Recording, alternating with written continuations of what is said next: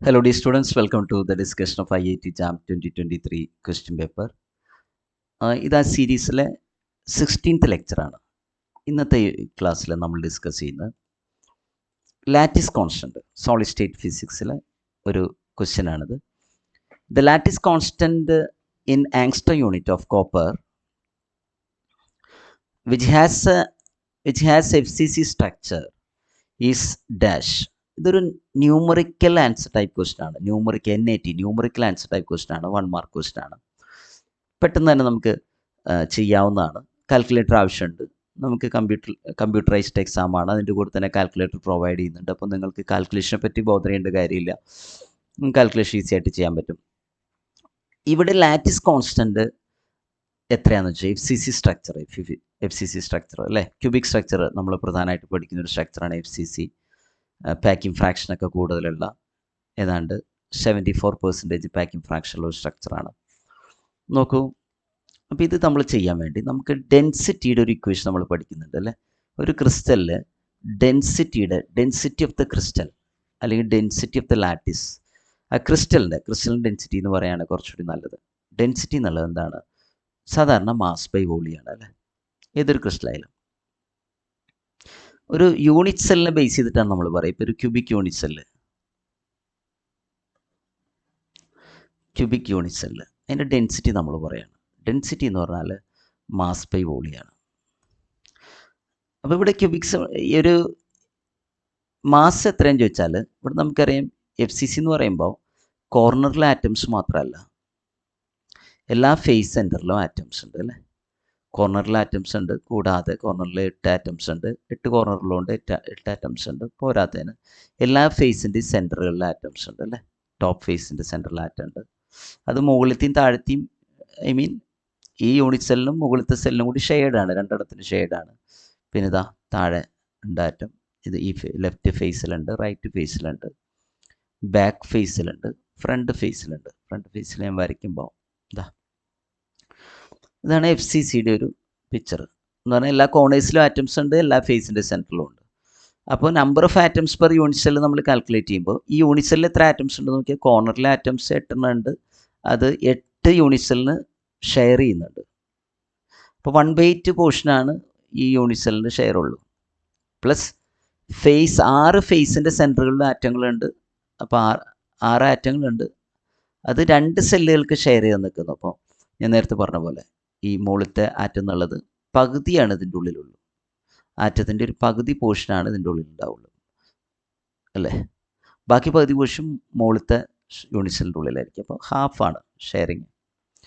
So ഇത് ചെയ്യുമ്പോൾ നമുക്ക് ഇത് 1 ആണ്, പ്ലസ് ഇവിടെ 3 ആണ് കിട്ടുക. 3 മൊത്തം 4 ആണ് number of atoms per unit cell. അപ്പോൾ ഇവിടെ 4 ആണ്. 4 ആറ്റംസ് ഉണ്ട്. ഒരു ആറ്റത്തിൻ്റെ മാസ് m ആണെന്നിരിക്കും. ഒരു ആറ്റത്തിൻ്റെ മാസ് m ആണ്. അപ്പോൾ 4 ആറ്റംസ് ഉണ്ട്, 4m വരും. Volume of the unit cell എന്ന് പറയുമ്പോൾ ക്യൂബ് ആകുമ്പോൾ ക്യൂബിൻ്റെ സൈഡ് A ആണെങ്കിൽ അതിനെയാണ് നമ്മൾ ലാറ്റിസ് കോൺസ്റ്റൻറ്റ് എന്ന് വിളിക്കുക. ലാറ്റിസ് കോൺസ്റ്റൻറ്റ് A ആണെങ്കിൽ വോളിയം A ക്യൂബാണ്. ഈ ക്വസ്റ്റൻ നമ്മൾ കുറച്ചൊന്ന് മോഡിഫൈ ചെയ്ത് എഴുതാറുണ്ട്. ജനറലി ഞാനിതിനെ n എഴുതിക്കോട്ടെ, പിന്നീട് ഞാൻ 4 സബ്സ്റ്റിറ്റ്യൂട്ട് ചെയ്യാം. ഈ എന്നിനെയല്ല, ഈ എമ്മിനെ നമ്മൾ സാധാരണ ഇതൊരു ആറ്റത്തിൻ്റെ മാസ് അല്ലേ. മിക്കവാറും നമുക്കിപ്പോൾ ഈ ക്വസ്റ്റ്യനിലേക്ക് തരുന്ന ആറ്റോമിക് മാസ്സാണ്. ആറ്റോമിക് മാസും ആറ്റത്തിൻ്റെ മാസും വ്യത്യാസമുണ്ട്. ഇത് പെർ മോളാണ്. 1 മോൾ ആറ്റംസിൻ്റെ മാസ്സാണ് എന്ന് പറഞ്ഞാൽ അവഗാഡ്രോ നമ്പർ ഓഫ് ആറ്റംസിൻ്റെ മാസ്സാണ് നമുക്ക് തരിക. ഇതിനെ നമ്മൾ ആറ്റോമിക് മാസ് എന്ന് വിളിക്കുക, ക്യാപിറ്റൽ M എന്നാണ് വിളിക്കുക. അല്ലെങ്കിൽ മോളിക്യൂൾസിൻ്റെ സ്ട്രക്ചർ ആണെങ്കിൽ നമ്മൾ മോളാർ മാസ് എന്ന് വിളിക്കും. ക്യാപിറ്റൽ M ആണ്. ഈ ക്യാപിറ്റൽ M എന്ന് പറയുമ്പോൾ ഒരാറ്റത്തിൻ്റെ മാസ്സല്ല, അവഗാഡ്രോ നമ്പർ ഓഫ് ആറ്റംസിൻ്റെ മാസ്സാണ്. അപ്പോൾ ശരിക്കും പറഞ്ഞാൽ ഒരാറ്റത്തിൻ്റെ മാസ് കിട്ടണമെങ്കിൽ ഈ ആറ്റോമിക് മാസ് എന്ന് അവഗാഡ്രോ നമ്പർ ഓഫ് ആറ്റംസിൻ്റെ മാസ് ആ നമ്പർ കൊണ്ട് ഡിവൈഡ് ചെയ്യണം, അവഗാഡ്രോ നമ്പർ കൊണ്ട് ഡിവൈഡ് ചെയ്യണം. m/n ആണ് സ്മോൾ m. ഒരാറ്റത്തിൻ്റെ മാസ് എന്ന് പറഞ്ഞാൽ അവഗാഡ്രോ നമ്പർ ഓഫ് ആറ്റംസിൻ്റെ mass divide by that number, Avogadro number. നോക്കൂ, n ടൈംസ് ഈ മാസിന് വരെ ഞാൻ സബ്സ്റ്റിറ്റ്യൂട്ട് ചെയ്യാണ്. ഈ വാല്യൂ സബ്സ്റ്റിറ്റ്യൂട്ട് ചെയ്യുകയാണെങ്കിൽ ക്യാപിറ്റൽ M മുകളിൽ വരും, താഴെ A³ × NA വരും. ഇതാണ് ഡെൻസിറ്റിയുടെ ഇക്വേഷൻ. നമ്മൾ സാധാരണ രീതിയിൽ ബൈ ഹാർട്ട് ചെയ്യേണ്ട ഇക്വേഷനാണ്. അല്ലെങ്കിൽ പെട്ടെന്ന് ഇങ്ങനെ എഴുതി നോക്കാം. ബൈ ഹാർട്ട് ചെയ്യാണ് കുറച്ചുകൂടി നല്ലത്. A³ × NA ഇതാണ് ഇക്വേഷൻ. ഇനി ഇതിൽ നമ്മളോട് ചോദിച്ചിട്ടുള്ള എ ക്യൂബ് കാൽക്കുലേറ്റ് ചെയ്യാം. അപ്പോൾ എ ക്യൂബ് കിട്ടണമെങ്കിൽ എന്ത് ചെയ്യണം?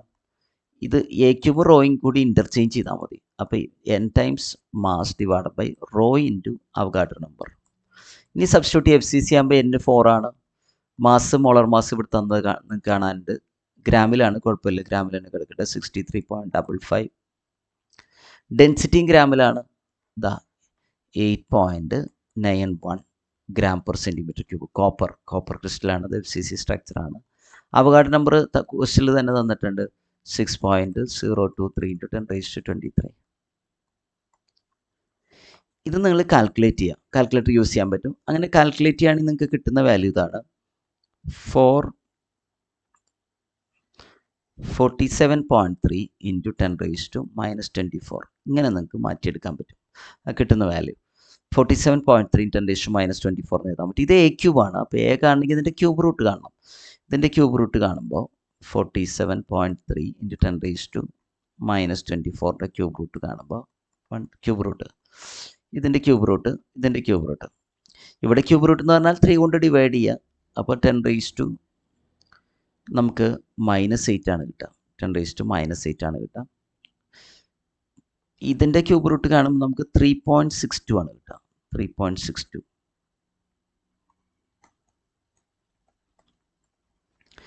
അപ്പോൾ ഇതാണ്, ഇത് സെൻറ്റിമീറ്ററിലാണ് വാല്യൂ കേട്ടോ. കാരണം സെൻറ്റിമീറ്ററും ഇവിടെ സെൻറ്റിമീറ്ററും ഗ്രാമൊക്കെ വരുന്ന CGS യൂണിറ്റിലാണ് ഈ പ്രോബ്ലം ഇപ്പോൾ ചെയ്തിട്ടുള്ളത്. CGS യൂണിറ്റാണ്. അപ്പോൾ അങ്ങനെയാണെങ്കിൽ ഈ 3.62 എന്നുള്ളത് നമുക്കിതാ, ഇത് ഫൈനൽ ആൻസർ നമുക്ക് എഴുതേണ്ടത് ആങ്സ്റ്റർ യൂണിറ്റിലാണ്. ഇത് ആങ്സ്റ്റർ യൂണിറ്റ്. 10⁻⁻8 സെൻറ്റിമീറ്റർ എന്നുള്ളത് ആങ്സ്റ്റർ യൂണിറ്റ് തന്നെയാണ്. ആങ്സ്റ്റർ യൂണിറ്റ് ആണ്. മീറ്ററിൽ എഴുതുമ്പോൾ 10⁻10 മീറ്റർ വരുമ്പോഴാണ് ആങ്സ്റ്റർ യൂണിറ്റ് വരിക. പക്ഷെ ഇത് സെൻറ്റിമീറ്ററിലാണ്, മനസ്സിലായോ? സെൻറ്റിമീറ്ററിലാണ്. അപ്പോൾ ആങ്സ്റ്റർ യൂണിറ്റിലേക്ക് വരാൻ വേണ്ടി നമുക്ക് 10⁻8 മീറ്റേഴ്സ് മതി. മനസ്സിലായോ? 1 angstrom unit is equal to എന്ന് പറഞ്ഞാൽ ഇതിനെ 10⁻2 കൊണ്ട് മൾട്ടിപ്ലൈ. അപ്പോൾ 10⁻⁻, അപ്പോൾ സെൻറ്റിമീറ്ററിലേക്ക് വരും. അപ്പോൾ ഇത് ആങ്സ്റ്റർ യൂണിറ്റ് ആണ്. So our answer is 3.62. 3.62 ആണ് നിങ്ങളവിടെ ടൈപ്പ് ചെയ്യേണ്ട answer, numerical answer. This is the numerical answer that is to be typed here. 3.62 എന്ന് നിങ്ങൾ ടൈപ്പ് ചെയ്യണം. അത് ഒരു റേഞ്ചാണ് ക്വസ്റ്റ്യൻ പേപ്പറിൽ തരിക. ഈ ക്വസ്റ്റ്യൻ പേപ്പറിൽ തന്നിട്ടുള്ള ആൻസർ എന്ന് വെച്ചാൽ ആൻസർ കീയിൽ തന്നിട്ടുള്ള 3.6 തൊട്ട്